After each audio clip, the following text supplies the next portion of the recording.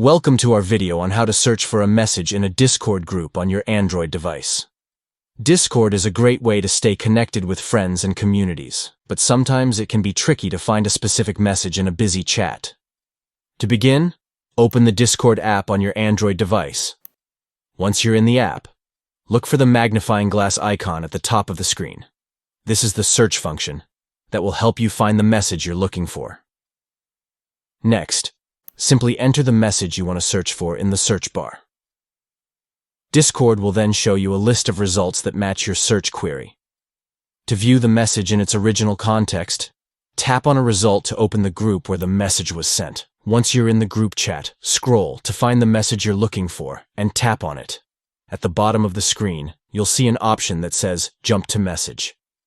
Tap on this to quickly jump to the specific message you were searching for. And that's it. With these easy steps, you'll be able to search for and find any message in a Discord group on your Android device. Happy chatting!